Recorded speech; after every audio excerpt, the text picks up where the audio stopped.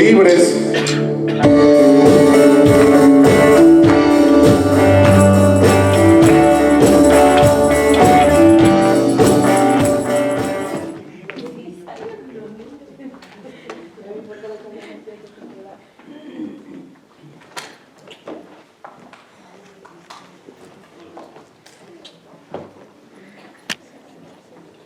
Buenas tardes, tarde y noche, hermanos.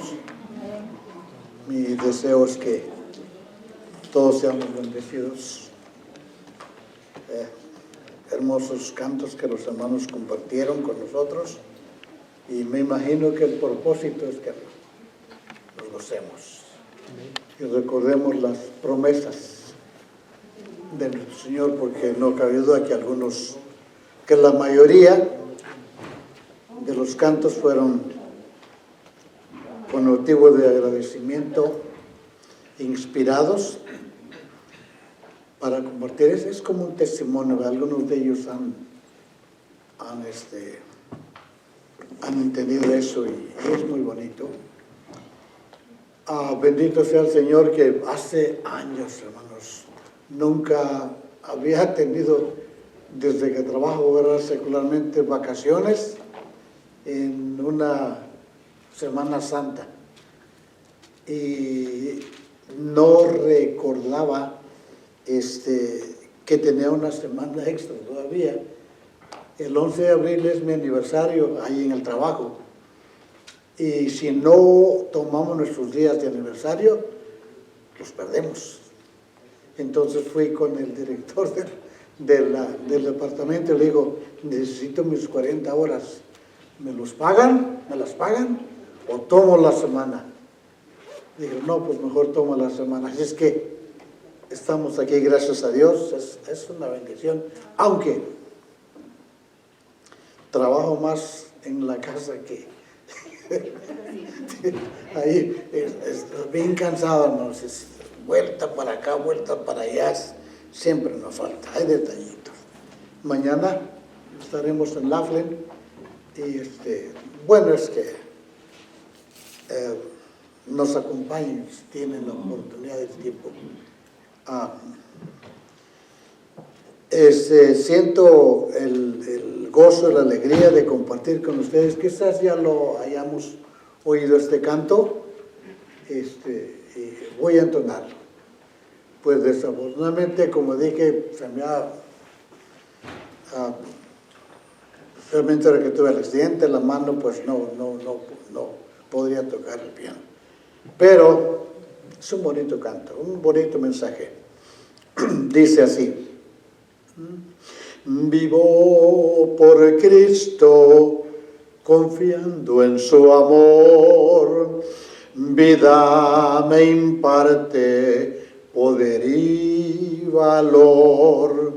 Grande es el gozo que tengo por él. Es de mi senda Jesús guía fiel. Oh Salvador bendito, me doy tan solo a ti, porque tú en el Calvario te diste allí por mí. No tengo más maestro, yo fiel te seguiré. A ti me doy, pues tuyo soy, de mi alma, eterno Rey. Vivo por Cristo, murió Él por mí. Siempre servirle mi alma anhela aquí, porque me ha dado tal prueba de amor. Yo hoy me rindo por siempre al Señor. Oh Salvador bendito, me doy tan solo a ti, porque tú en el Calvario te diste allí por mí. No tengo más maestro, yo fiel te seguiré. A ti me doy, pues tuyo soy, de mi alma eterno Rey. La última dice: Vivo sirviendo, siguiendo al Señor. Quiero imitar a mi buen Salvador. Busco a las almas hablándoles de Él, y es mi deseo ser constante y fiel. Oh Salvador bendito, me doy tan solo a ti, porque tú en el Calvario te diste allí por mí.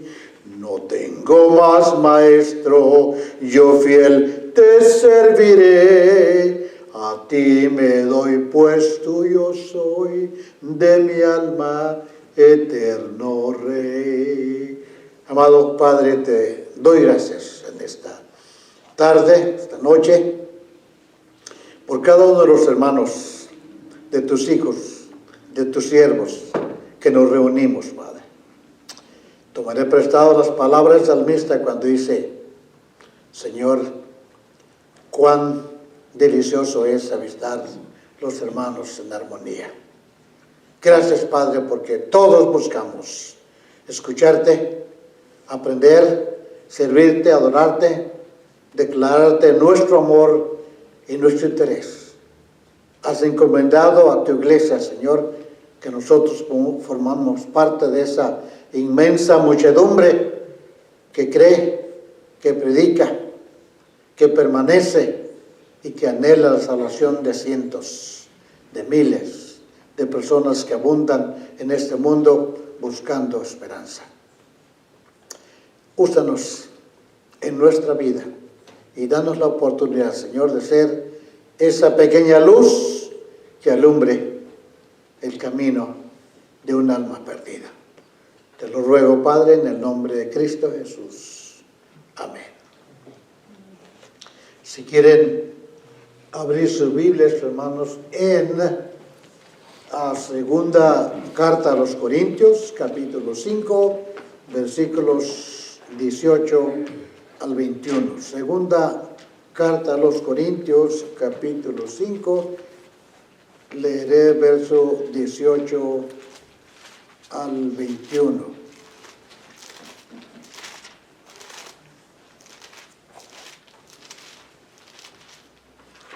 Dice: y todo, 2 Corintios 5, 18 al 21, y todo esto proviene de Dios, quien nos reconcilió consigo mismo por Cristo, y nos dio el ministerio de la reconciliación, que Dios estaba en Cristo, reconciliando consigo al mundo, no tomándoles en cuenta a los hombres sus pecados, y nos encargó a nosotros la palabra de reconciliación. Así que, como embajadores en nombre de Cristo, como si Dios rogase por medio de nosotros, os rogamos en nombre de Cristo, reconciliaos con Dios. Al que no conoció pecado, por nosotros lo hizo pecado, para que nosotros fuésemos hechos justicia de Dios. Gracias, hermano. Pueden tomar asiento. Hay muchísimas porciones de la Sagrada Escritura en las que podemos meditar y sacar de allí un mensaje de la palabra y ver diríamos, el reto, la exhortación, la meta, el goal que nosotros como hombres, como mujeres, podemos ver y tratar de imitar a nuestro Señor. Perdón, entre otras cosas, el miércoles, si Dios permite, daré la segunda parte de no es esto el estudio de la Biblia, pero lo preparé pensando en que estamos en esta semana, ¿verdad?, de celebración, de miles o millones, por decir, de creyentes celebramos, y me estaba recordando, no sé cuántos tuvieron esa costumbre. Mi madre no sabía leer, nunca creo aprendió a leer, aunque era muy buena con sus matemáticas, porque nos mandaba a comprar algo y decía, el cambio tiene que ser exactamente esto. ella no se equivoca. Pero una de las cosas bonitas que recuerdo es que ella, a pesar de que no sabía leer, tampoco asistía a la iglesia evangélica. Yo no sé de dónde aprendió. Nos hacía esta semana no solamente limpiar el patio, mantenerla limpio por si venían visitantes, pero alrededor de la casa, las puertas que estaban al frente de la calle del público, nos hacía poner ramas de sauces. Se adornábamos la puerta para tener eso. Y en algunas ocasiones nos mandaba hacer una enramadita, ¿verdad? Unos 4 postes con palos atravesados. Realmente nunca supe por qué. Pero ella nos mandaba a todos, pues éramos muchos varones. Recuerden que les he dicho que éramos 13 varones y una hermana. Así es que pues ella solamente decía, quiero que me hagan esto, y pues obedecíamos. Y esos recuerdos me hacen sentir bonito, porque a pesar de que ella, como digo, no sabía leer, nunca asistió a ninguna iglesia. Ya les he compartido que al final de su vida ella dijo, ¿verdad? Por temor, por vergüenza, dice, nunca fui a la iglesia, pero ya no tengo la oportunidad. Sin embargo, bueno, actually ella dijo, ¿verdad? Si me alivio, yo voy, confieso delante de los hermanos y también me bautizo. No tuvo la oportunidad, pero eso lo dijo, ¿verdad? El Señor tiene misericordia y aún el último momento de nuestra vida se compadece y trabaja dentro de nuestro corazón. Ahora, cuando leímos estos versos de Corintios, dice, y todo esto proviene de Dios, que nos reconcilió consigo mismo por Cristo. ¿Qué podemos decir, hermanos? ¿Qué podemos pensar o meditar acerca de nuestro Señor? El día último que estuve trabajando de la semana, pues, todos los con los que trabajo, aunque son de otros departamentos, ya saben ellos, porque siempre estoy compartiendo los cantos. Y cuando tengo oportunidad también les dejo caer la espada de la palabra, y yo se les digo que se arrepientan. Esa tarde platicaba y compartía mi fe con un joven que está, pues un poco, no sé realmente a qué iglesia asiste, pero tiene algunas ideas equivocadas. Y le digo, ¿qué piensas tú? El Señor lo dijo esa pregunta, ¿qué piensas tú del Cristo? ¿Qué piensas tú del Señor? Cuando leemos esto, no cabe duda que llegamos a la conclusión de que amamos al Señor. Lo amamos de corazón. Y su autoridad como Señor nuestro vino como resultado de las profundidades de su propio ser y de la comunión con el Señor. Así es como aprendemos. Hay gente equivocadamente que Él nos enseñó a vivir o a morir. Yo he escuchado, tal vez ustedes, muchas cosas que la gente dice acerca del Señor, pero realmente, ¿qué podemos decir de Él? Cristo fue una persona que tuvo comunión con Dios. No fue un capricho, ni algo pasajero su fe. Fue constante y permanente, porque siempre que anduvo con los discípulos, Él dedicaba el tiempo. Si no estaba enseñando, estaba en oración. Diré una cosa, hermano. Los filósofos han buscado el conocimiento a través del razonamiento. Buscan un libro, ¿verdad? Lo que ellos dicen, ¿cómo podemos llegar a Dios? Y es por eso que la gente se equivoca pensando que ese es tan sabio que va a llevarlo al conocimiento de Dios. Los místicos Con esto quiero decir que han buscado a Dios a través de una experiencia. Yo quiero sentir, yo quiero saber algo. Aún han caído en el error de la vanidad, del éxtasis, pensando que de esa manera ellos tendrán alguna revelación. Dios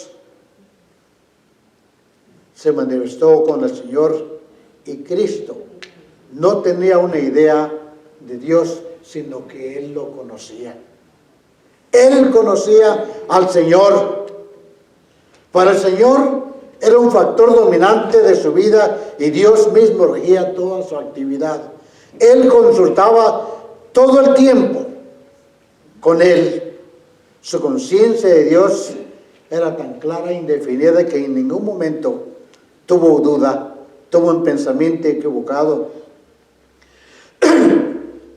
Si leemos y tenemos cuidado como hombre, cierto, que Él fue nuestro Salvador y pagó nuestros pecados, pero como hombre fue religioso.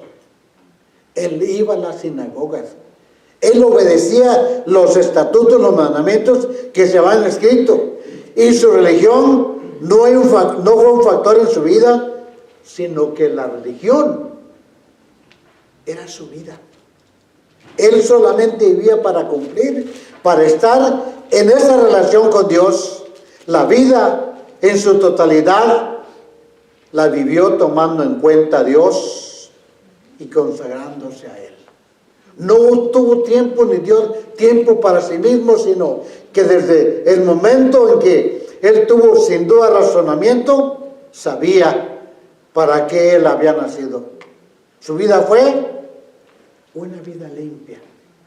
Hasta ahorita creo que nadie se atreverá a decir, y si lo dicen están blasfemando. Su vida fue una comunión continua, ininterrumpida, estrecha con Dios.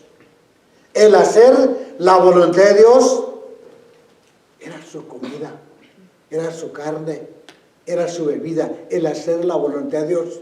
Solamente recordemos cuando los discípulos llevaron comida después que había estado hablando con la mujer samaritana, dijo, yo ya comí. Y ellos dijeron, ¿alguien le había traído a comer? No, mi comida es hacer la voluntad de mi Padre.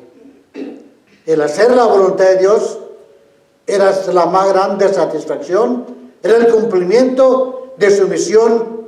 Nunca mostró un ápice de discordia, si leemos el Evangelio.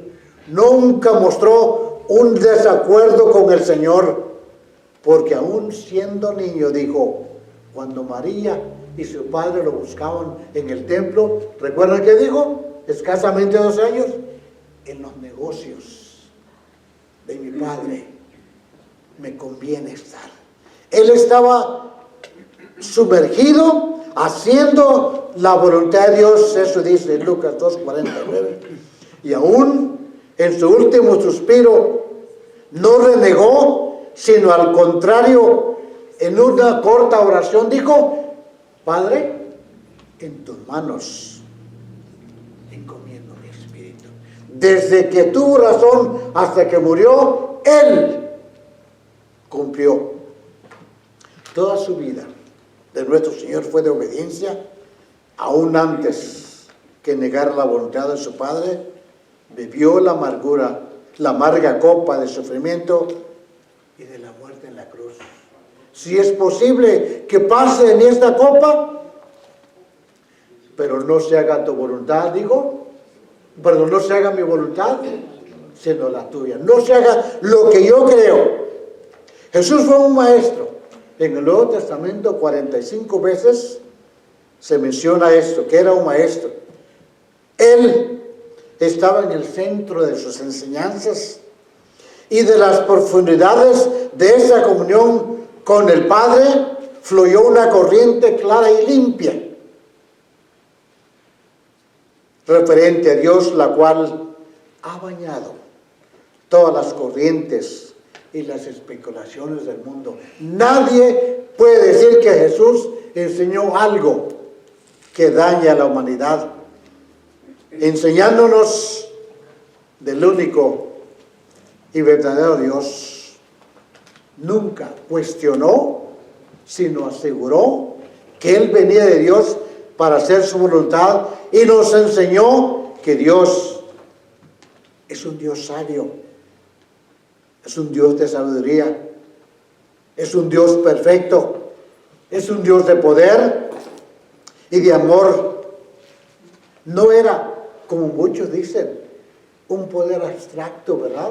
Una fuerza invisible solamente, no una persona. Él nos enseñó que Dios es personal, es una persona de justicia, de poder.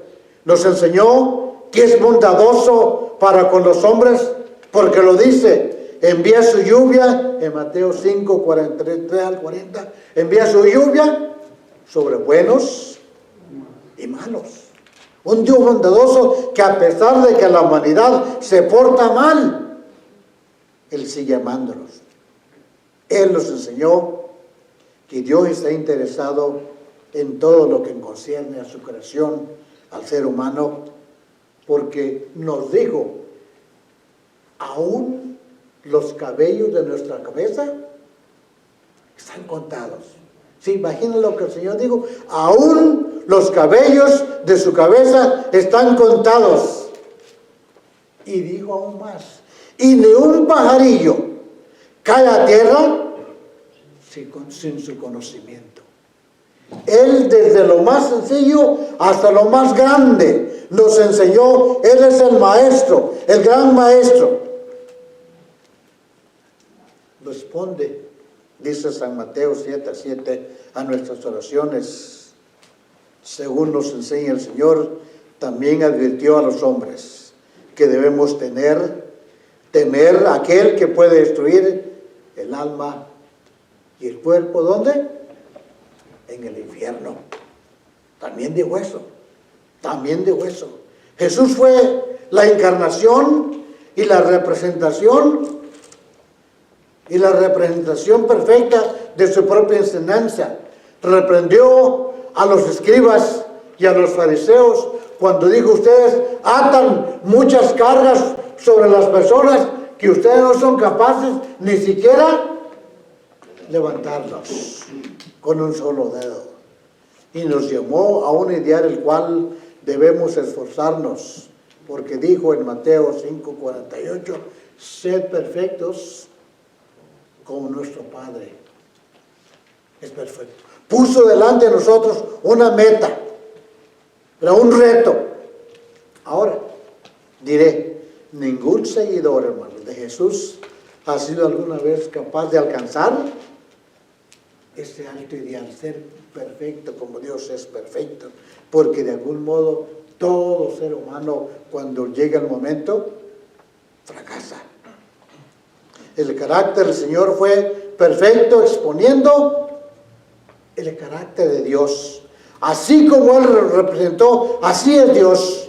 Cuando se le acusó de comer con publicanos y pecadores, su respuesta fue pronunciando 3 parábolas: el hijo pródigo, la moneda perdida. 3 parábolas ahí, en las cuales enseñaban que Dios estaba dispuesto a recibir a cualquier persona si se arrepintiera de sus pecados. Imagínense, hermanos, qué hubiéramos hecho nosotros si nosotros hubiéramos sido, no diremos Dios, pero jueces tal vez, cuando Pablo perseguía a los cristianos y se deleitaba viendo los que le destruían. Pero cuando Pablo llegó el momento, el Señor lo perdonó y dijo: ¿sabes qué? Tú vas a predicar la palabra mía. Tú vas a hacerle saber a esta gente cuánto les amo. El Señor mismo dice, su deseo único era hacer la voluntad de Dios. Mateo 11:27 dice, Él dijo, nadie conoce al Padre sino el Hijo. Nadie conoce al Padre sino el Hijo. Y yo le conozco, dice en Juan 7:29, porque yo de Él soy, porque de Él soy y Él me envió. Recordemos, hermanos, 3 cosas del Señor. Jesús fue profeta, Jesús fue sacerdote y salvador, y Jesús fue rey. Profeta, ¿por qué? Porque hablaba en nombre de Dios. Así eran los profetas del Antiguo Testamento. Así escuchábamos a nuestros predicadores, nuestros pastores, que a veces aquí Dios, usándolos a ellos, nos dicen qué puede suceder en el caso de que nosotros obedezcamos o no obedezcamos. El profeta habla en nombre del Señor, aunque él dijo, cuando fue a su pueblo y no lo recibieron y decían, ¿verdad? Este es el hijo del carpintero, ¿qué nos puede enseñar? ¿Puede salir algo de Nazaret? No, no. Él mismo lo dijo, no hay profeta conocido en su propia tierra. Como profeta, lo hicieron los antiguos, realizó curaciones y milagros. El Señor lo hizo. Y los discípulos fueron testigos de todas las cosas milagrosas que Él hizo. Les contó a sus discípulos como profeta de su muerte y resurrección. Ellos tal vez no comprendieron, porque nos damos cuenta a través del relato de los evangelios que algunos de ellos realmente no consideraron eso como una profecía. Profetizó como Pedro lo negaría. Profetizó que lo iba a negar. También profetizó que uno de entre los 12 lo traicionaría. Y yo a veces en esos detalles me pregunto, hermanos, ¿cómo es posible que habiendo sido testigos de cuando el mar estaba enfurecido y se levantaba y él solamente con una voz tranquila y de autoridad le dijo que se calmara el mar? ¿Cómo fue posible que cuando ellos fueron y estaba Lázaro muerto y ayer le dijeron las hermanas, tiene 4 días, solamente le habló y Lázaro caminó? Cuando el centurión fue y le dijo, mi hija, mi única hija está muriendo, y llegaron y le dijeron, Señor, a él, ¿verdad? Sus servidores, ya está muerta, ya no molestes al maestro.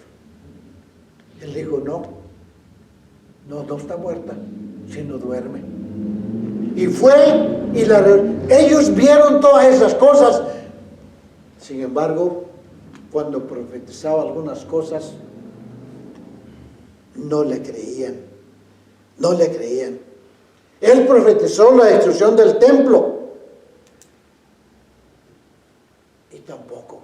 Ve que los discípulos, ya les he dicho, ¿verdad? Que del casino llega la gente, digo, algunos se han atrevido a decir, hasta gratis trabajaría yo aquí, porque hay flores, hay el mármol, está bonito, las cortinas y todo eso. Yo no sé realmente, ni tengo ni idea cómo estarían los edificios en Jerusalén en ese tiempo. Y ellos decían, mira Señor, mira todo lo hermoso que tenemos. Y Él les dijo, no quedará piedra.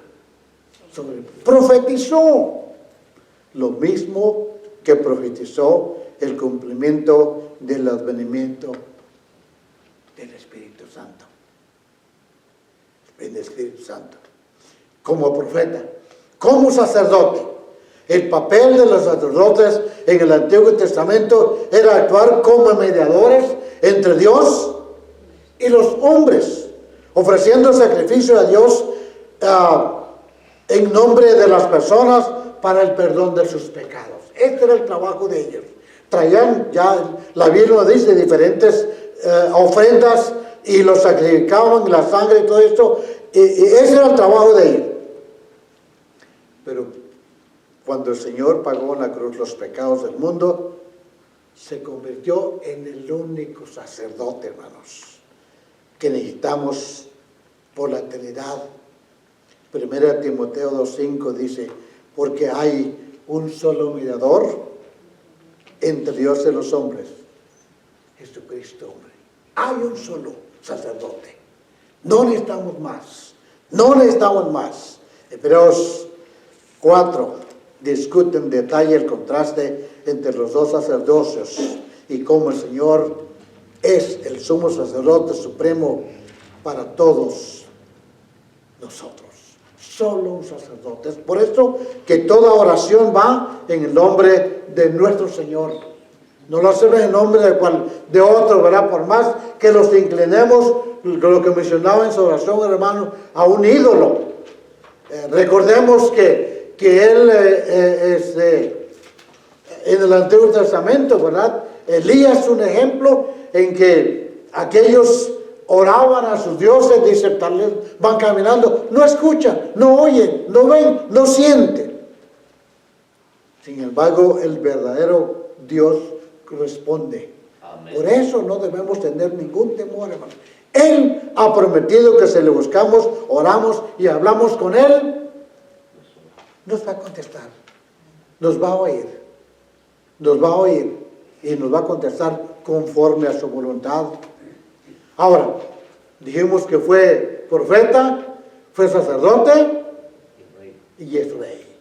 ¿Por qué es rey? La Biblia dice en primer libro de Samuel 13:14, el rey David es un excelente ejemplo. El Señor ha buscado un hombre, dice, conforme a su corazón, dice la palabra de Dios. Dios ha buscado un hombre que esté de acuerdo con lo que Él piensa. Tu casa, le dijo, y tu reino durarán para siempre delante de mí. Tu trono quedará establecido para siempre. Y Jesús fue hijo de David, fue descendiente de David. El ángel Gabriel dijo a María, madre de Jesús, que Jesús tendría el trono de su padre David y que su reino no tendría fin. Él es nuestro rey. Jesús fue llamado el hijo de David, nació del linaje de David, y en Apocalipsis dice, Él es el Hijo de Dios, el Hijo de David. Los judíos esperaban un rey político que los liberara de los romanos, pero Él sigue siendo para nosotros profeta, sacerdote y rey, porque nos ha librado del poder del pecado y de la muerte. Nos ha librado de esas cosas. Él es el Rey de Reyes, el verdadero y el único Rey de Reyes y Señor de Señores. Acuérdense, mencioné, lo dice la palabra de Dios, ninguna cosa pasa en este mundo sin que Él lo sepa. Nada pasa, hermanos, sin que Dios lo sepa. Como profeta, sacerdote y rey, es nuestro líder supremo. No hay otra persona al que podemos ir. Yo el día que me lleva a la presencia de Dios, voy a felicitar a mi pastor que me trajo a los pies del Señor. Voy a felicitar a mi madre que me dijo también que estas cosas de Dios son serias y verdaderas y no son de un día para otro.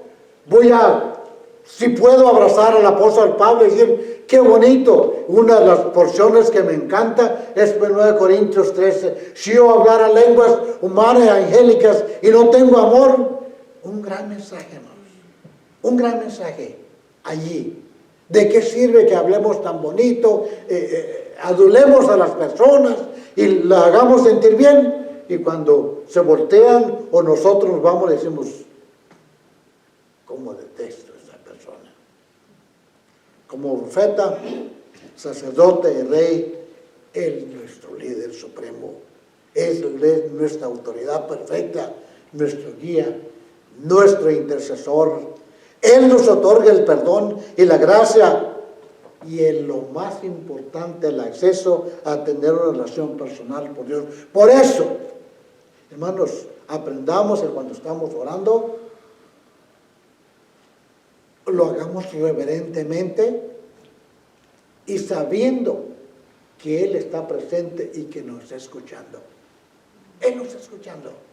No, nomás oremos así porque así. Él está ahí. Ahora, como Dios, recuerdan, como rey, calmó los vientos. ¿Qué hubiéramos hecho nosotros, hermanos? Simplemente ven lo que ha pasado en esos par de meses en el centro del país, esos torbellinos que le llaman tornados, ¿verdad? Que voltean así. Me decía un hermano ahí en Texas que él una vez le tocó ver que el straw, el palito de una espiga de trigo, no podía creer la fuerza que llevaba, que en un árbol, en un tronco, dice, él de seco como ese tamaño, lo había atravesado. Son terribles los tornados. Pero si el Señor ordena que se detengan, se detienen, hermanos. El mar se detuvo. Dije hace rato, ellos vieron los milagros. Hasta ahorita, nadie ha caminado sobre las aguas como lo hizo el Señor. Ellos fueron testigos, ¿verdad? Ellos fueron testigos de eso. Y sin embargo, a la hora de estar con Él, no fueron fieles, ¿verdad? Fue en obediencia a la voluntad de Dios en el Getsemaní que ganó el consentimiento divino final a beber la copa amarga a favor de la humanidad. Me preguntaba mi amigo, el que le estaba testificando ese día, la semana pasada, dice, ¿por qué dijo el Señor en su última oración, Dios mío, ¿por qué me has abandonado? Porque de acuerdo con la teología, hermanos, en ese momento, Dios estaba descargando el pecado suyo y mío sobre Él y de toda la humanidad, y estaba cargando ahí el peso. Por eso digo, consumado es, Señor, pagando cada una de las culpas. Por eso la sangre del Señor nos limpia de nuestro pecado. Él es el centro del cristianismo y la condenación del pecado y su amor hacia el pecador. Un sacrificio divino impulsado por un amor divino. Ese es nuestro Señor. ¿Qué pensamos del Señor? ¿Qué pensamos de Él? Y a veces mucha razón hay cuando decimos, ¿por qué aquellos que han visto la respuesta divina, la mano del Señor a través de la iglesia o de cualquier miembro de la iglesia que lo hace en nombre de Dios, dando una bendición, después se olvidan de esa bendición? Hermanos, Dios es bueno, es cierto que hace llorar sobre buenos y malos, pero quiere que nosotros tomemos ventaja. El perdido necesita al Señor. Ahora, con esto termino. En su obra de salvar a los hombres, Cristo nos revela la realidad más íntima del ser de Dios en su obra. Ahí nos manifiesta realmente hasta dónde estuvo dispuesto el Señor, Dios, a sacrificar a su Hijo. Hermanos, dijo el Señor, la grandeza como Jesús lo hizo no es por la clase de abolengo que tengamos. En uno de los trabajos que tuve, una señora de color decía, ¿sabe qué? Mis antepasados fueron reyes. ¿Qué tiene que ver que nosotros seamos hijos de un general, hijos de un abogado, hijos de un millonario o parientes tan siquiera? Hermanos, la grandeza, como Jesús lo hizo claro y nos da a entender, no es el abolengo, no es la family tree, como dice en inglés, no es nuestra descendencia, tampoco está en las riquezas o el poder, ni en la adulación o la aprobación de las gentes. No está así. Hermanos, el Señor dijo a aquel rico que dijo, tiene muchas riquezas, muchas bodegas, de que vivir muchos años. ¿Recuerdan que le dijo, verdad? Necio. Esta noche vienen por tu alma. Esta noche vienen por tu alma. Ahora, la grandeza está en un humilde siervo del Señor, ignorado tal vez, puede ser el más grande que reyes y príncipes. Una de las personas que viene a mi mente es el hermano Gregorio González, que fue unos compañeros en el seminario. Un hermano, yo creo que ya tenía algunos añitos, pero qué hombre tan humilde, qué hombre que la gente lo quería. Nos mandaban de la escuela, ¿verdad?, a hacer trabajo misionero, donde él llegaba. La gente se rendía a los pies del Señor por la forma en que les hablaba, la forma en que se testificaba, su testimonio. Él nunca pretendía hacer más. Le decía a la gente, ¿verdad?, te quiero presentar al Señor. Algunos se sorprendían, te quiero presentar a mi Cristo. Algunos se sorprendían.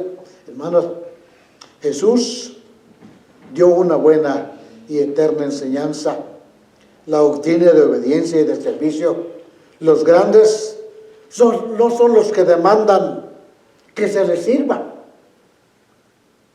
sino los que sirven humildemente. El último, dice la palabra de Dios, será el primero, y el primero será el último. Lo dijo el Señor, lo dijo Cristo, ¿verdad? Por eso, cuando nos reunimos aquí, hermanos, sirvámosle, lo estamos sirviendo al Señor. Hagámoslo con amor, hagámoslo con dedicación, hagámoslo como el ejemplo que tenemos del Señor. No reneguemos, ¿verdad? Es la voluntad de Dios. Si cuando la iglesia ordena a alguien de maestro, si es la iglesia, ese es el pueblo de Dios, esa es la mano de Dios, esa es la voz de Dios, ese es el ojo de Dios. Quizás no tengamos como Moisés la capacidad de decir, Señor, soy tartamudo, no puedo hablar. Pero el Señor nos va a dar a alguien más que hable por nosotros o que nos diga lo que realmente tenemos que hacer. Padre amado, te damos gracias. Te doy gracias, Señor, porque en nuestro Salvador encontramos todo para poder vivir. Gracias por los días, las semanas, los meses, los años que nos has permitido formar parte de este pueblo. Gracias porque a pesar de dificultades seguimos fieles. Gracias porque nos has fortalecido, has abierto nuestros ojos sinceramente y podemos ver lo que tú tienes para nosotros, Señor. Y lo más hermoso, como dicen nuestros hermanos, yet to come, todavía viene, el día en que unidos, nuestras vidas transformadas, nuestra mente, un nuevo cuerpo, una familia pura, en el que, Señor, estaremos a tu servicio. Gracias por aquel sacrificio que hiciste en esa cruz, solo por amor a cada uno de nosotros. Gracias. Recibe nuestra gratitud, Señor, como una ofrenda, y permite que podamos hacerlo y crecer cada día en tu santa palabra. Está con nosotros esta noche, Señor, tarde, te lo ruego todo en Cristo Jesús. Amén.